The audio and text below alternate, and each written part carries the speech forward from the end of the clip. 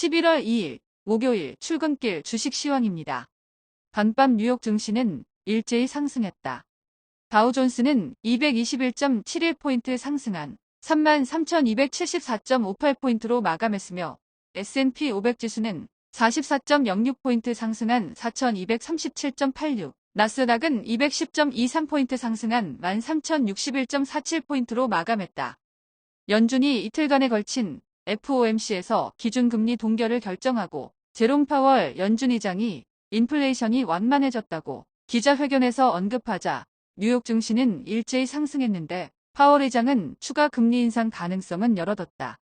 기준금리 동결로 빅테크주들은 일제히 상승했는데 애플은 2% 가까이 상승하며 시가총액 2조 7천억 달러를 넘어섰고 마이크로소프트는 2% 넘게 상승하며 애플과 시총 차이를 1,500억 달러로 좁혀나갔고 아마존, 엔비디아, 페이스북 등이 큰 폭으로 상승하며 나스닥 지수는 1% 넘게 상승했다.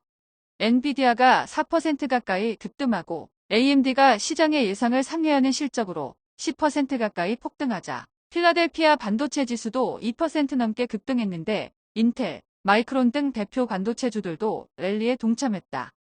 테슬라는 국채금리 하락과 증시의 랠리에 힘입어 2% 넘게 상승했지만 노시드, 리비안, 니콜라 등 다른 전기차 업체는 일제히 하락했다. 10년 만기 국채 수익률은 4.734%로 급락했고 2년 만기 국채 수익률도 4.948%로 급락했다. 원달러 환율은 1357.5원으로 상승했고 서부텍사스 중진유는 배럴당 80.44달러로 3일 연속 하락했다. 비트코인은 35,000달러대 중반으로 상승했고 이더리움도 1,800달러 중반대로 상승했다.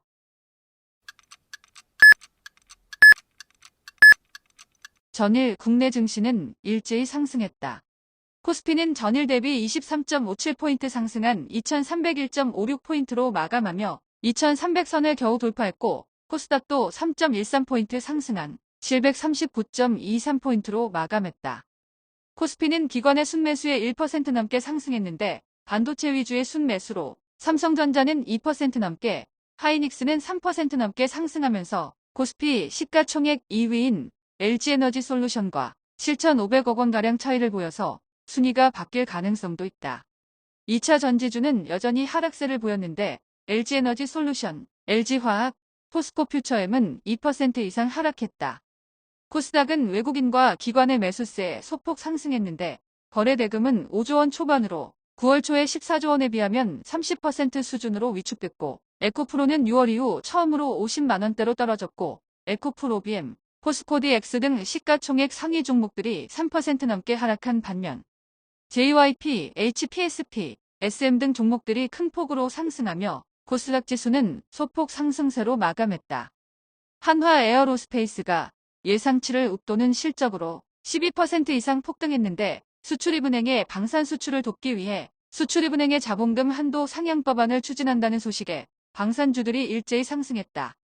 화장품주는 제품 가격 인상 소식에 상승세로 마감했는데 코스알엑스 지분 인수 효과로 아모레퍼시픽이 이틀 연속 급등세를 보이며 13만 원을 돌파했고 LG생활건강도 2% 넘게 상승한 반면 호텔신라, 파라다이스, 롯데관광개발 등은 하락 마감했다.